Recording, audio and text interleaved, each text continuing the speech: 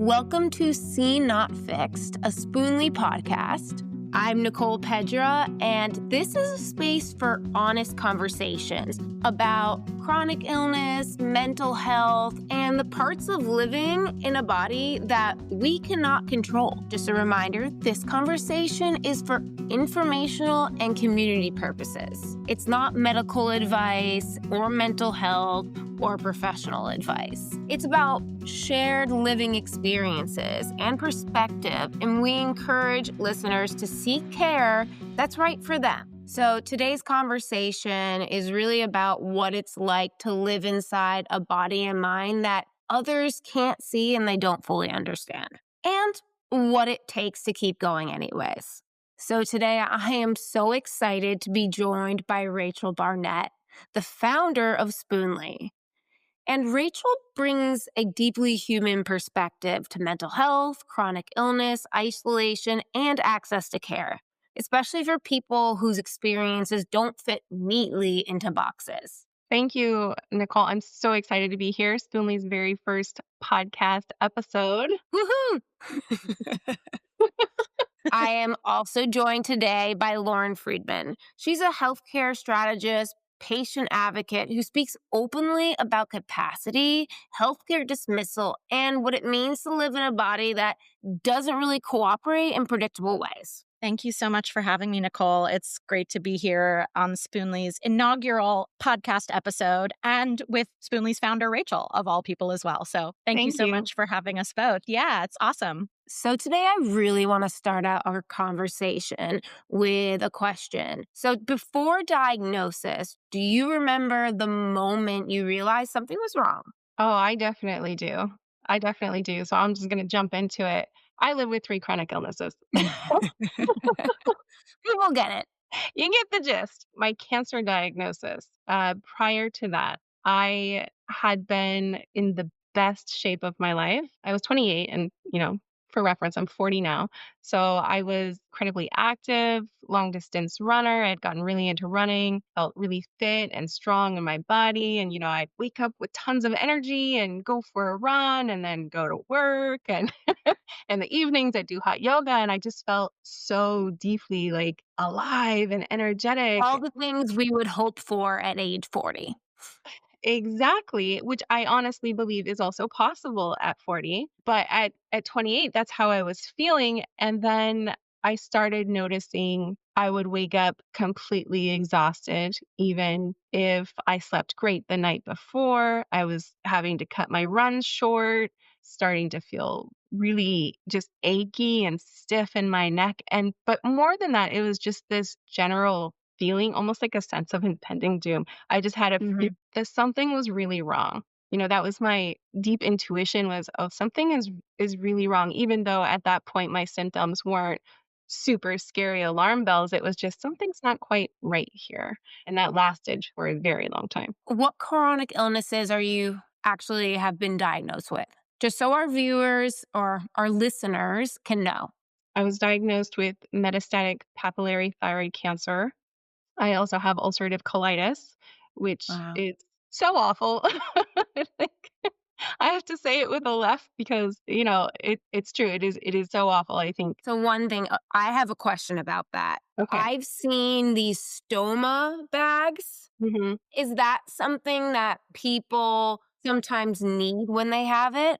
Yeah. So the stoma is I believe the opening where colostomy bag, right? So I think it's an incision that connects a portion of your bowels to the side, essentially, to interrupt the process when there's a problem. That, I don't have a deep medical understanding of that, but I do know that sometimes for really extreme ulcerative colitis, having an ostomy bag is an option.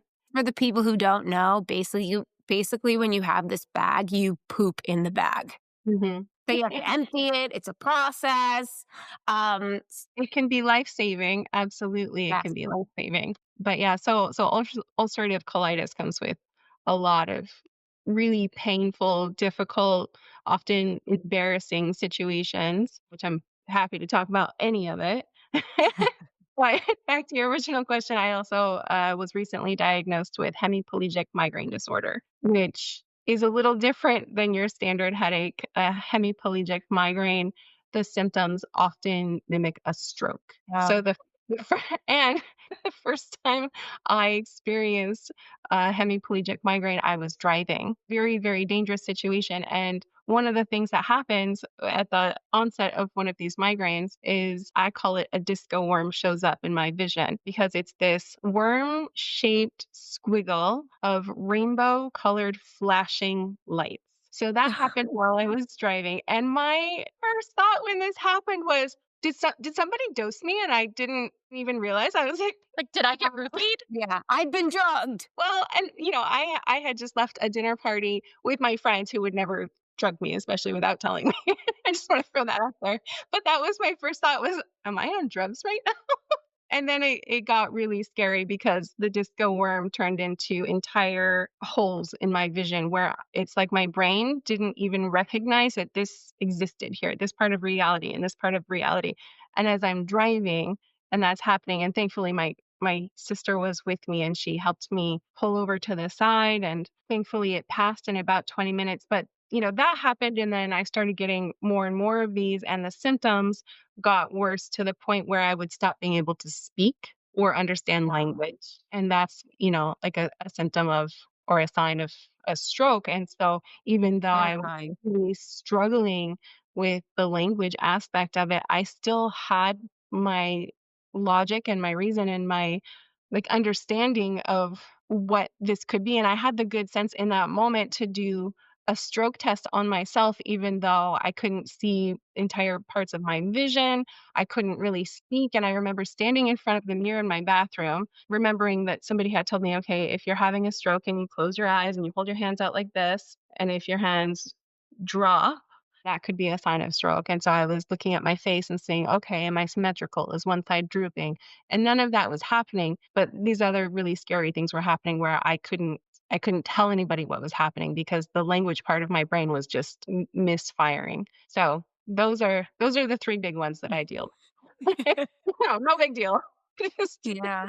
Wow. Lauren, how about you? When did you realize, something was definitely wrong? Similar to Rachel when it comes to her first diagnosis of the cancer. Just for context, I have autoimmune Hashimoto's thyroiditis, causes hypothyroidism, low thyroid. I also have obstructive sleep apnea and mold illness and chronic inflammatory response syndrome and gastroparesis and a whole bunch of really fun stuff. It all started with the Hashimoto's diagnosis, though, and it was extreme fatigue. Wow. So if I remember correctly, it was my 34th birthday weekend. Of the 48 hours of that weekend, I slept 40. And I woke up on Monday morning and I was like, something's wrong. And I remember Right. calling into work being like, I need to go to the doctor. Took myself straight to the doctor. Thank goodness I had the wherewithal to even do that, right? Because I was Yeah. so exhausted. And I think one of the distinctions that we can talk about too, when it comes to chronic illness and disability, is that the fatigue is different from everyone else being tired. And I will die on this Yeah. hill. It's different from you being tired. And it's different from you being tired as a new parent. It's different from Right. being tired, right? Like it's different. My tired is not your tired. My tired is not your tired. So whenever I say that, I have a couple friends who are like, oh my God, tell me about it. And I'm like, I could, but it's not the same. But the level of fatigue was like I could not function. I couldn't show up No. to work. I couldn't. So I went to the doctor and I saw a nurse practitioner who was really good and new to run. She was like, let me run an autoimmune panel. And Love she that. ran one and it showed that basically we caught it in what they call the thyroid storm. It's when you're probably in the process of being diagnosed with one or the other of the two main thyroid autoimmune diagnoses that we know of, which are Graves and Hashimoto's. There are a few others. Don't worry. So it was hard to say where we were going to settle, but it was looking like Hashi's. We talked about stuff and she said maybe, go see a sleep specialist too. But at that point, it was like, okay, this is probably Hashimoto's. And so I got a diagnosis-ish pretty early on, which is Mhm. also fairly exceptional. I think I really lucked out. And I don't think this happens to everyone. And I think there are a few factors to consider here because I know that these are topics that are important to all of us as well, right? But the fact that I am a white person walking into a medical establishment, that I live in a city like Los Angeles where I have greater access, like many more options to choose from, that I had health insurance. Yep. Right. And that I present as a cis hetero woman walking into a medical establishment. Now, that doesn't always help. Sometimes being the woman is the problem, right? Yep. And it happened to me later on, as I know it also happened to Rachel. The gaslighting was something that I didn't really start experiencing in medical institutions until I got diagnosed and had to start going through more of the nitty gritty. It was a real wake up call for me because it made me realize, if this is the experience I'm having, what's happening to my friends? Yeah. What's happening to everyone else? And I think a big part of the ongoing conversation around chronic illness and disability that led me to was the identity and identity politics, because there's no separating who we are and how we present to the world around us from the policies that shape our healthcare and the funding that goes into the research for our conditions as well. Right. So understanding the climate and context of the ways in which we present to those around us. And I was presenting as a relatively intelligent, cis, het woman, white woman walking into the doctor's office. And I had a Right. wonderful nurse practitioner, and I really got lucky there too, which is not to say that there aren't wonderful practitioners out there, because a couple of them are on this call. And also because there are great practitioners out there. And another hill I will die on is that part of learning to advocate for yourself is about finding and creating the team who will support your needs. Preach. So, preach, right. You know, this then becomes the mission for those of us who get these diagnoses, particularly the diagnoses that no one else can Right. sense. You know, I'm going to use the word invisible. That doesn't apply to people who have low vision, right? It doesn't apply to everyone, but the symptoms that I experienced, the symptoms that Rachel has experienced, the symptoms that you've experienced as well, Nicole, for all of us, this is stuff that can't necessarily be seen or experienced by Right. other people. You know, we think about the disability symbol as a person in a wheelchair. There's a very visible mobility aid, right? And not all of us use a mobility aid that signals that we are disabled or chronically ill.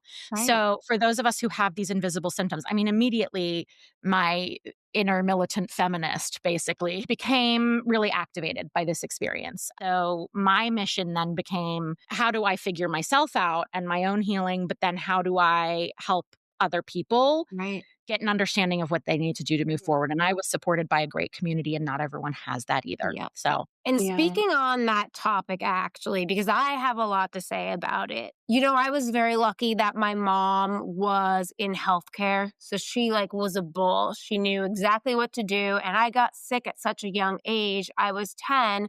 I didn't really experience gaslighting, because, knock on wood, because my symptoms and the onset of my multiple sclerosis was so extreme that they were like, something has to be wrong. This girl can't walk anymore, and she has Bell's palsy, and she can't feed herself. My mom taught me throughout this journey the criticalness of getting a second opinion, the research that has to be done. You know, I advise people. I met this girl who has MS, and she was like, I did the whole woo-woo thing and finding people believe me. How do I find a neurologist? And I said, go home, do research online for who is currently doing research as a doctor, who has a very excellent education, who is a specialist in what you're experiencing. And, you know, when I got sick, my mom flew me all over the country to see different doctors because it was so rare for a kid to be experiencing this.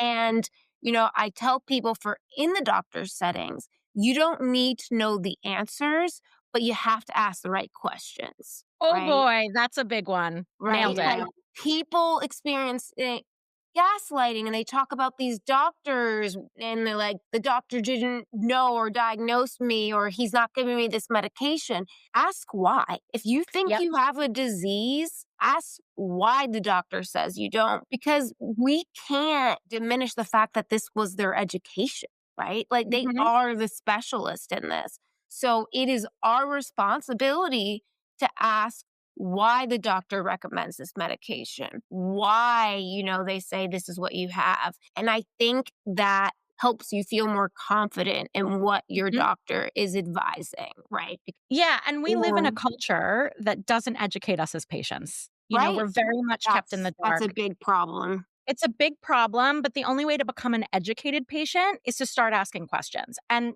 let's not distinguish between the idea of stupid questions and not stupid ones. Like, There are there no are no stupid stupid questions. questions. If there are no stupid questions, then you just keep asking until you get the answers that help you thrive. Period. I Yep. don't care about anything else, but there has to be an openness to the curiosity Right. piece, the self compassion piece. And like, we're asking that as women. Yeah, and feeling like you have the space to ask these questions, right? And like if this podcast episode is someone's permission slip to start asking questions and getting answers, because by the way, moving through the world without answers, no, we're not doing that in 2026. We are moving through the world and getting the answers that we need to thrive, period. If you're not getting the answers, go see someone else. And Yes. I want to take a minute also to acknowledge how extremely challenging it can be, even though everything that you're saying is wonderful advice. It can be extremely challenging to Yeah. the point of almost feeling impossible for a Yes. Yeah. lot of people to have to show up and be that advocate for themselves at a time that might be the hardest time of their lives, Right. right? Right. We're talking about, the chronic fatigue. This tired is not the same as Mhm. It's normal, not. and the anxiety, right? Health anxiety, Yep. all the fear around it, and then the physical symptoms, like I know having ulcerative colitis, if I'm in a flare, I literally can't Mhm. leave the house. An authority figure, right? So Mhm, just like mhm. someone's the specialist, sometimes you don't question that. Which we need to It stop doing. Can we Yeah. start questioning everyone and stop putting people on pedestals, right? And understand that the person who belongs on the pedestal is us. Right. And take That's notes. and we take notes but like sometimes we can't, right? And this is where Mhm. having the community, having an advocate for me early on, and I don't know about you, Rachel. I mean, Nicole, it sounds like it was your mom too. For me, it was my mom. Yeah, me And too. she learned to advocate alongside me, but she was the one when I was gaslit for the first time and I called her crying, like, "What do I do?" She was the one who said, "Well, you never see that doctor Right. again." And I was like, "What?" This Mhm. was a whole new concept for me at the age of 34. Yeah. And like, I would say that I probably have a high level of confidence in conversations with Right. strangers, with medical professionals, and even then, I had the confidence to ask for what I Yeah. needed because I knew she was in my corner. Not everyone has that. My mom's such a pain in the butt Yeah. that she'd make me sit down and write questions to go into the doctors. And having an agenda when you go into a doctor's appointment of these are the questions I want answered, and Yep. preparing that way is a great way to like support yourself and can be very empowering. And the piece that I was just talking about is it can also feel sometimes impossible Yeah. you if you don't have that support system, if you are the sole advocate for yourself and you're already feeling terrible. And I just think Yeah. it's really important to like hold space for the fact that that's a lot of people's Yeah. reality. That was certainly my reality. I had the experience of having to go in and see many different doctors by myself until the last one in the emergency room where I actually had a scan. But, I had the experience of doctor after doctor just Right. straight up dismissing me because they couldn't figure out what was wrong and writing me off as a hysterical woman. The way to bridge the gap is to work with someone who can support your growth Mhm. and your understanding of the system you're working with, right? 100%. Because we can't change the fact that this is the system that we're all working with.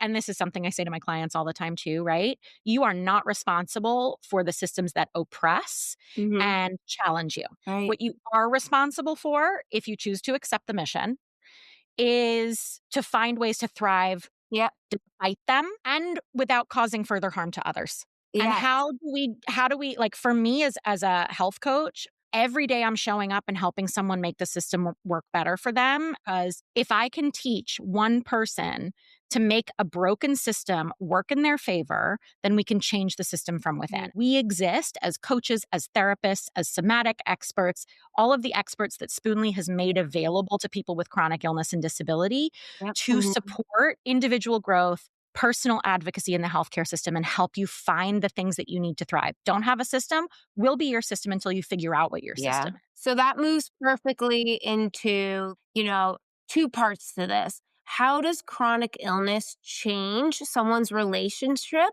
to other people, right? And when does something like anxiety stop being pathology and start being a rational survival response? Pretty much most of the time. Lauren, what you just explained, that's a big part of the reason why Spoonly exists. Having gone through the experience I had and, having to really like advocate for myself. And then, it was, and this ties in also to what Nicole is saying about the social aspect of it.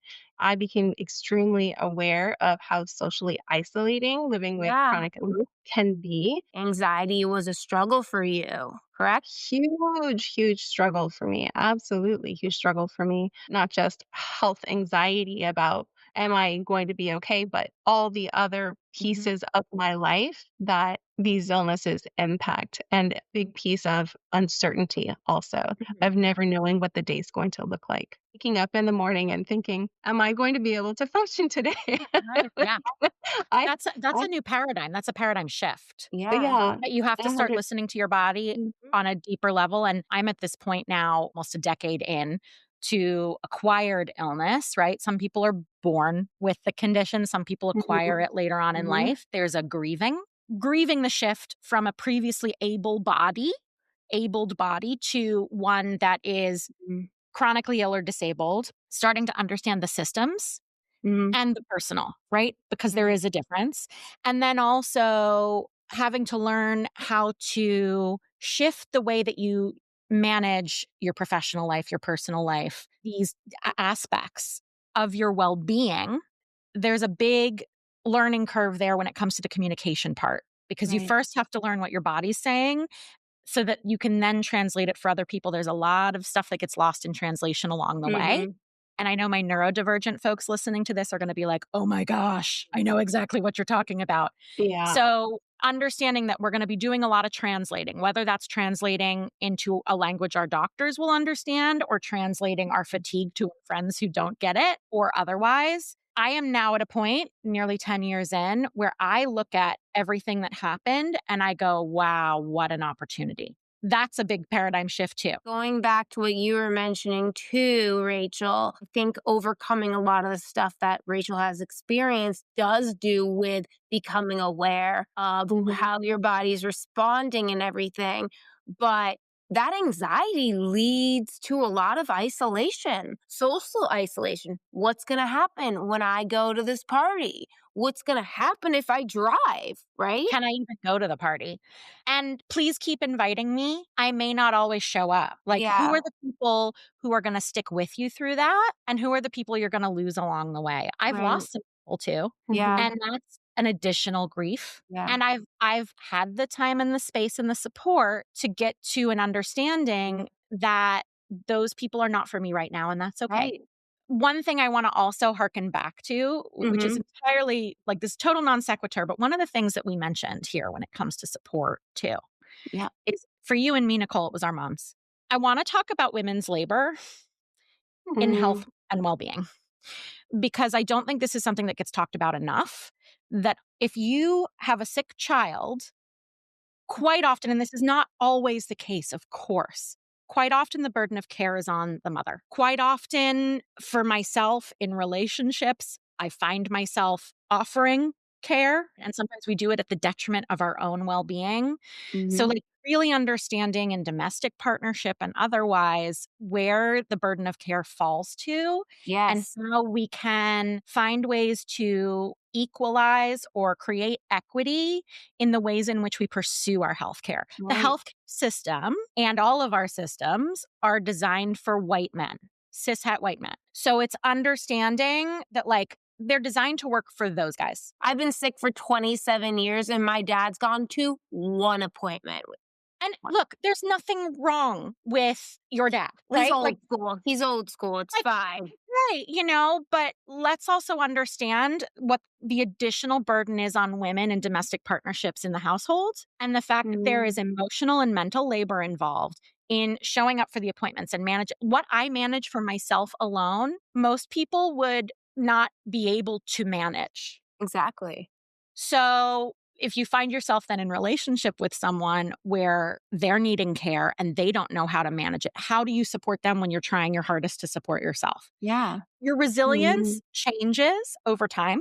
You can find ways to stretch yourself, which is great, but let's not diminish the fact that women are doing a lot of the work here. Yeah. Do you mean you're talking about a capacity issue rather than a motivation issue?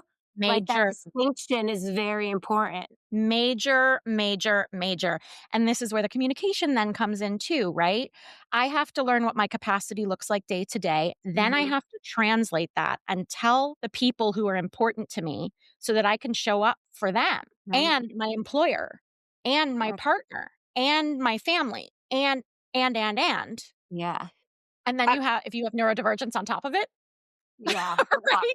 You're gonna yeah. be translating an extra layer so Hmm. that someone whose brain is better designed for the world we live in Right. can appropriately respond. So understanding all of that translation piece and all that capacity piece so that we can this is where the opportunity is. This might sound a little bit condescending and I don't mean it to at all, but like if you can understand your own capacity and find a way to thank your body for showing up and saying, I need you to pay more attention Right. because we also live in a world that systemically distances ourselves from our bodies, women in Yeah. particular. God forbid we are embodied. This is an opportunity to become embodied, to find your feet and find your ground, and to learn how to ask for what you need. Mhm. What you want is Yeah. the bonus. That was one of the biggest shifts in my journey was when I started honoring, and not to a perfect degree, like this is still something that I struggle with and it's going to be, it's a process, but honoring my own capacity and needs and prioritizing my well-being because I'm such a giver and a caretaker. And I think women tend to prioritize the well-being of the collective, Mhm. right? And then that's a generalization, but I see that happening a lot. And so for me, it was about really establishing boundaries around my energy and Whew, where, the energy and the self blame. So uh-huh, hard to get beyond that. and even understanding what a boundary was, right? like I can't even tell you the work I've had to do to even understand what a boundary is and what it does and how it serves you and how it's actually an act of love and kindness for Oh, everyone else yeah. in your life as well. And that, it's okay to say, hey, this is this is my boundary and this is what's gonna happen. This also ties into the conversation about the isolation. And prior to COVID, I had been a very introverted person. I didn't feel like I needed a lot of like interaction with people on the daily. But when I would interact with people, it was always in a I'm going to be of service and I'm going to essentially like completely deplete my battery kind of Yeah. situation. And then the pandemic hit and being severely immunocompromised and having a high degree of anxiety, I literally physically isolated myself. So I just didn't spend time with people and I had groceries delivered and all kinds of things like that. So I didn't have people in physical proximity to me. And it really started to shift my perspective, well, my relationship to myself, because I was spending the most time I ever had just with myself, but also my relationship to other people and how connections with other people really impact the quality of, I'm just going to say, my life. It shined a spotlight on that. And I thought, okay, well, how can I, in my physical isolation, still have a deep sense of connection in a meaningful way with other people? And in those relationships, how can I show up in a way that's going to honor my capacity and my energy and my boundaries and that sort of thing? So it was like a total shift for me and a really positive one to learn how to have these relationships that would actually be nurturing and Oh boy. positive, and to find Right. other ways of really connecting in meaningful ways. And again, that ties back to Spoonly, and why Spoonly exists is part of my experience with that and realizing the internet can be a wonderful tool for connecting, and not just to the people that are close to where you are, but connecting to people who are close to where you are mentally, finding those niche communities. And I really wanted to build a space for people who have gone through things like I have. Yeah. The support system makes a huge difference. And that was my issue when I was first diagnosed as a child, because you don't want to be different from people. Your No. identity as a kid is based on so much of being normal. And I was embarrassed to go out. Like, I also, the fact that no one really understood, that was like my biggest thing, even with my parents when I was younger. We didn't have this type of the understanding and the belief that's out there, right? So for me, I would always be like, you don't understand. You don't understand. And when you're around other kids or other people and you feel that that understanding is not there, Well, it's because the really burden's hard on to you to believe. explain. Yeah, it's really hard to believe that they could ever understand. Yeah. And I think it's giving ourselves a little bit of space because that's an extremely tender experience. It goes along with the anxiety, it goes along with the grief. Right. These are such complex experiences that so many of us are not supported in Yeah. navigating. And yes, the support is out there. Work with a coach, work with a therapist, of course. However, what about the culture that we come from? What Oh, about how yeah. our families might view some of this? What about how we might be viewed by our friends? Mm-hmm. And I think that self judgment and the guilt are so huge. Mm-hmm. And I'm going to use the word opportunity because I've had time to reshape my understanding of the experience, but it's where there is an opportunity that opens up here Right. to not only become more embodied and learn how to be in your body in new ways, but also to learn how to really have the big feelings and to really fully process them. I kept my diagnosis a secret for 2 decades. You know, when I got sick in 1998, my mom was told by doctors that I couldn't tell people because I wouldn't get a job, right? Mhm. And so that instinctually, that led me to believe that it's something that was associated with shame, right? It's something I had to keep hidden because it would have negative effects. And coming to LA and working more as an independent contractor, I was afraid people wouldn't want to work with me. And Sure. again, you know, Rachel, COVID changed that a lot for me because Mhm. I saw people who were ashamed of their experiences finally coming out and talking about them, like Yeah. with the Me Too and stuff. And I finally was like, if they're doing it, I should do it too. It changed my life. Like, I Yeah. didn't think other people would care. And the first time I was around a ton of people with MS, I cried because it was Mhm. like people who understand me and the support. It makes a huge difference. Online connection too, Yeah, right? Yeah. Like exactly. Rachel is talking about. Yeah. I mean, so many of my friends are fellow Spoonies who I have met through my work, Right. even just through Instagram, or like I had them on my Yeah. podcast and then they're stuck with me and we're friends. And these are people, and I've said this before publicly, but like these are people who I say I love you to regularly. And Oh, they yeah. say it back. And some This of them we haven't even met in person. right. And I mean, this is why I do what I do on social media. And the Mhm. response people gave me for coming out and saying things is huge. The first time I met somebody else who had my specific type of cancer, she was a friend of a friend who was just visiting the town where I lived at the time. I had never met her. And my friend said, "Hey, my friend's going to be where you are. And I think you two should have coffee. By the way, she also has thyroid cancer." And so I said, "Great." And we met. And this woman, it was so clear how alone she had felt because on our first meeting, she just grabbed me and hugged me. And Nicole, you were saying the first time you were around other people with MS, you started crying. She just started crying and then apologizing, saying, "I don't know why I'm crying. It's just, I have so many questions to ask you." And then she started asking me, "When you got sick, did your periods stop? You had a lot of GI issues. My doctor says this should impact my guts, but I'm so sick." And, all of these things. She just wanted like someone who was in it with her. Didn't you ever feel, though, this was a lot for me, that you didn't want to meet with people because it made you feel less than if you admitted stuff? Like, I thought that I wanted to be better. I thought MS made me less than. So I never wanted to meet anybody because I Mm. wanted to feel, I want to do things just as good as other people, if not better, because I wanted to prove to myself that my diagnosis didn't make me less than.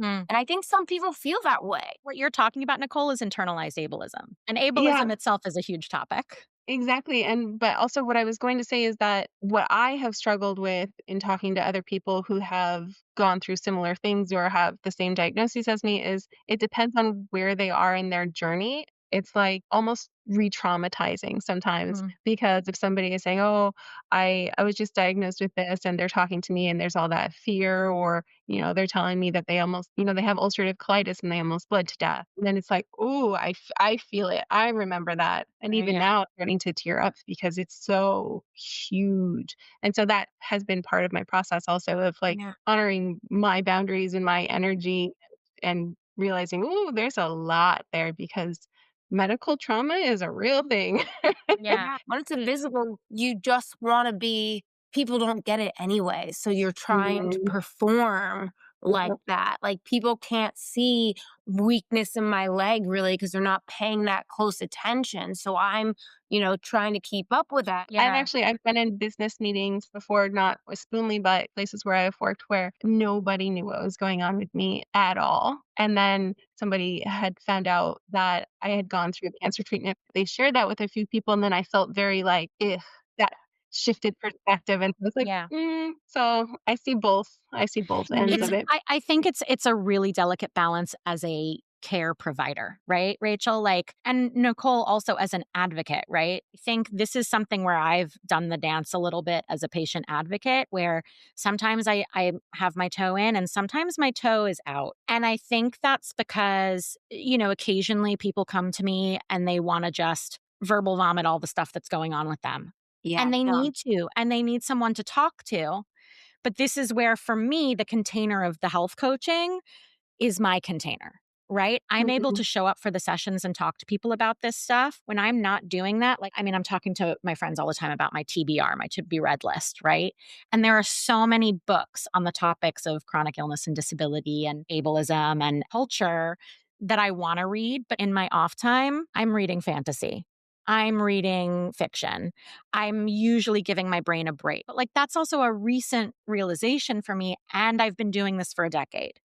So I think Mhm. it's understanding like how much are we investing every part of ourselves in these identity conversations, which can be really draining. And how much are we also giving ourselves permission to like exist outside of labels and identity politics? And that balance is really delicate and it changes every day, just like our energy does. Yeah. So this is all capacity related, right? Some of it is emotional capacity, some of it is energetic capacity. But you start to go, what do I need right now? And you start to have this conversation with your body. It becomes a bit of a waltz where you're able, like, I'm able to ask what I need and I listen for the answer. That's a whole new paradigm. 10 years ago, if someone told me that I'd be asking my body what she needs, I'd be like, what do you mean? What do you think changes when someone stops seeing their illness as a personal failure?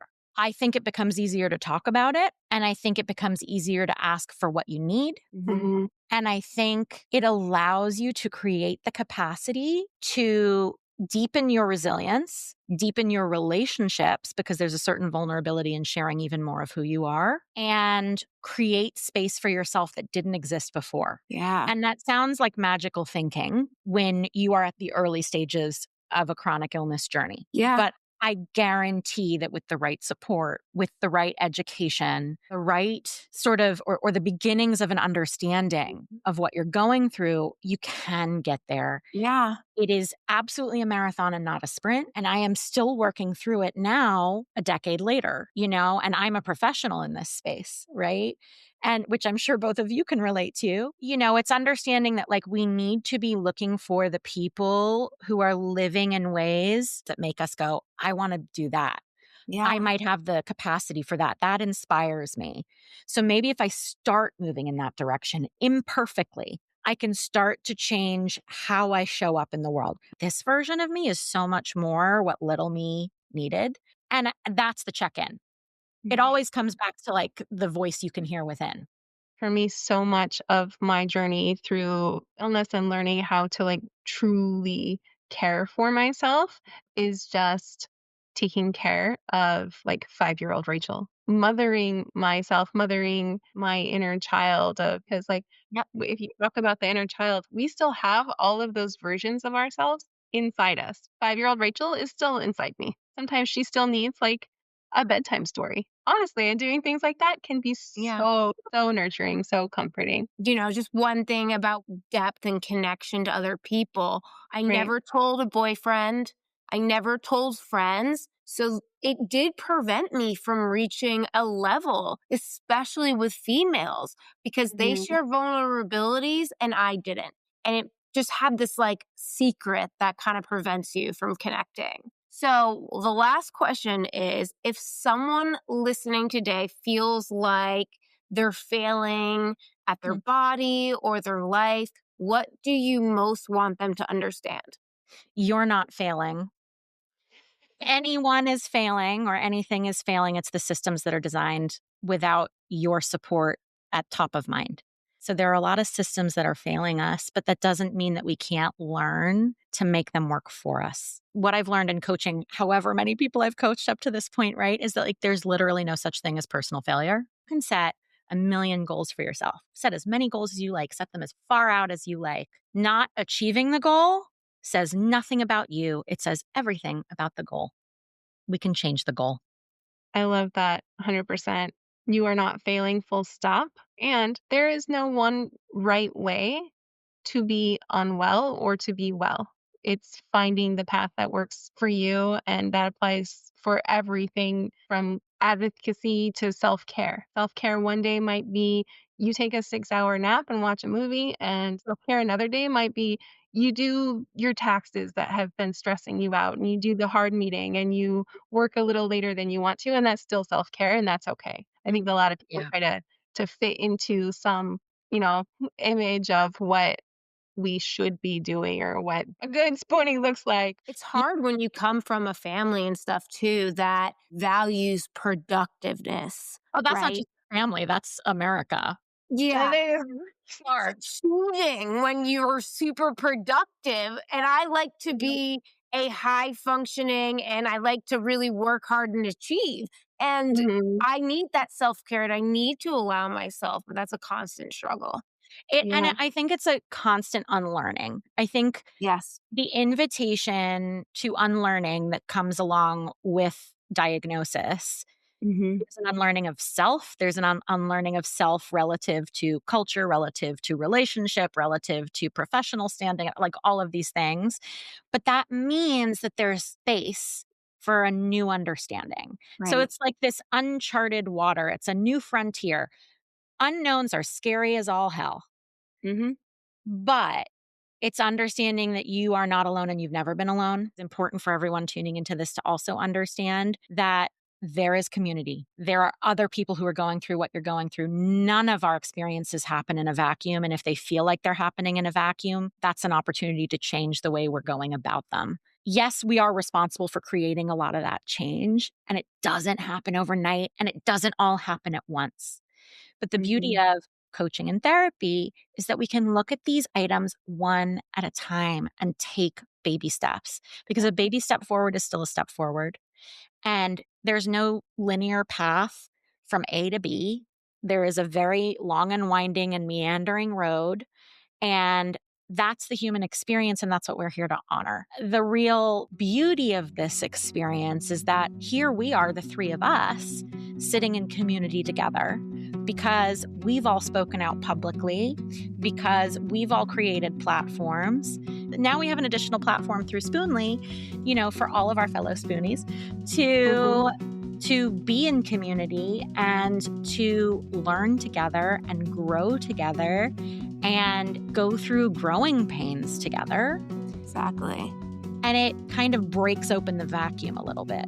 I really want to thank you both for being part of this conversation. And if this resonates with you, for the people listening, just know that you're not alone and we're here to sit beside you.